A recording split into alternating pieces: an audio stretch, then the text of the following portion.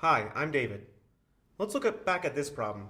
In part A, we found that the area of this region between y equals e to the negative x, y equals 0, and x equals 0, this infinitely long region to the right, had area equal to 1. Now in part B, we want to find the volume of a solid revolving this region about the x-axis. So let's draw a picture of what that looks like. If I take this region and revolve it about the x-axis, that's this axis right here, then I'm going to have something that looks like this. It's going to have this circular shape all the way along. And it's going to be infinitely long. So it looks like this big, maybe a big horn of a trumpet, something that's blasting that direction. So I need to find the volume of this. So in order to find the volume of a solid of revolution, I should use a method that I'm familiar with. In this case, the disk method will work just fine. The disk method says the volume equals the integral from my lower limit of integration to my upper limit of integration. That's from x equals 0 to infinity of pi times my radius squared with respect to x. Well, in this case, my radius is just this function right here, the height of this function, or e to the negative x. Okay, if I can find this improper integral, then I can find the volume of this solid, which is a surface, or which is a solid of revolution.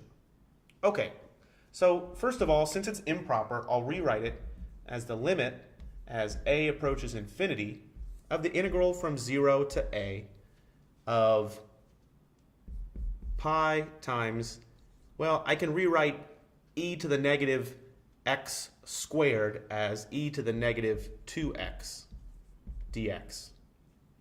Now pi is a constant, so pi can come outside of my integral sign, and pi can come outside of my limit. So this equals pi times the limit as a approaches infinity. Well, let's see, what's the integral of e to the negative 2x? It's e to the negative 2x, but then I need to deal with that constant of a negative 2, so I'll divide by that negative 2. So 1 over negative 2. And then this is evaluated from x equals 0 to x equals a. Well, if I go one step further, again I have this constant here, so I can take that all the way out.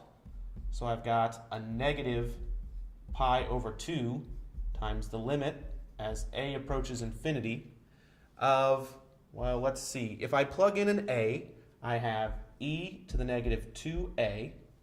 And if I plug in a 0, I have e to the 0.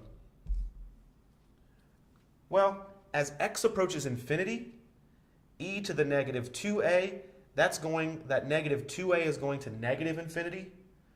We already saw that as x approaches infinity, e to the negative x, or e to the negative 2x, will go towards 0. So this right here goes to 0. E to the 0, that's just 1. So my final answer for the volume is negative pi over 2 times 0 minus 1, or negative 1.